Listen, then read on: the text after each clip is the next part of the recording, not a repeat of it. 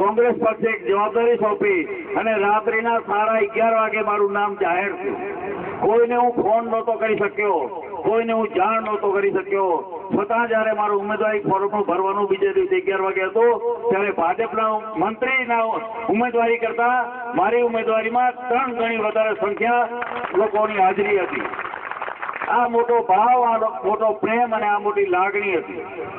મિત્રો, તાલુકા પંચાયતના પ્રમુખ તરીકે કામગીરી કરી છે। 30 વર્ષથી ભીમાસરના પંચાયતના સરપંચ તરીકેની જવાબદારી સંભાળી છે। કોંગ્રેસના પ્રમુખ તરીકેની જવાબદારી સંભાળી છે।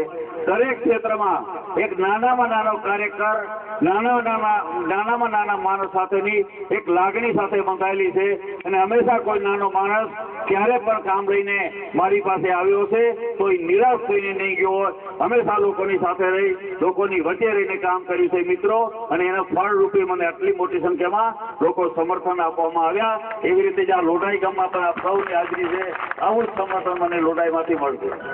મિત્રો, આ વિસ્તારના ધારાસભ્ય તરીકે જ્યારે મને કોંગ્રેસ પક્ષે મૂક્યા છે ત્યારે આપ સૌને હું એક વિનંતી કરવા આવ્યો છું કે આ વખતે આપ સૌ વધારેમાં વધારે મતદાન કોંગ્રેસ તરફી કરી અને આપના વિસ્તારમાંથી ધારાસભ્ય તરીકે મને ગાંધીનગર મૂકો અને આપના વિસ્તારનો વધારે કેમ વિકાસ થાય, આપના વિસ્તારના નાનામાં નાના માણસો સુધી સરકારની યોજનાનો વધારેમાં વધારે લાભ પહોંચે એવા હું પૂરેપૂરા પ્રયાસો કરીશ। આપ સૌ મને સમર્થન આપો એવી આપ સૌને વિનંતી કરવામાં આવી છે।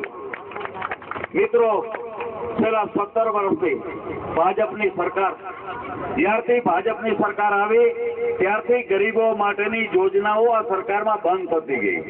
કોંગ્રેસની સરકારને યાદ કરો, આ દેશને જ્યારે આઝાદી આવી ત્યારે આપણે સૌ જાણીએ છીએ કે ત્યારે આ દેશની પરિસ્થિતિ શું હતી। આપણે ખાવાનું અનાજ પણ વિદેશથી મંગાવવું પડતું, આ દેશમાં અનાજ પણ પૂરું નહોતું પાકતું અને આ દેશનો વિકાસનો પાયો કોઈ રાખ્યો હોય તો એ કોંગ્રેસે રાખ્યો। મારે વાત કેવી છે મિત્રોને જે આજ વિકાસની વાતો કરો કે તમે શું વિકાસ કર્યો એ બતાવો।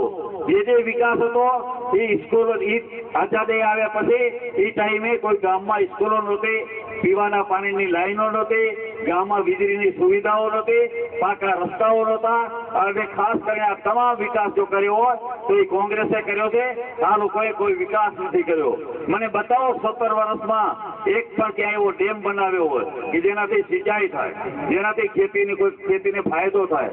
આ લોકોએ કર્યો માત્ર ભ્રષ્ટાચાર, બોરી બંધ બાંધ્યા, એના કાર્યકરો કમાવા માટે બોરી આવે ને સિમેન્ટની બોરીમાં એમાં રેતી અને માટી ભરીને ડેમ બનાવ્યા। ચોમાસું જાય તો એ ડેમે પૂરા, અને એ ખાલી થોડી ઘણી રકમ નહીં પણ કરોડ રૂપિયામાં એમને આ ડેમો બાંધ્યા। 80-20ની યોજનાઓ લાવ્યા, 80-20ની યોજનાઓ પર કોને બનાવી?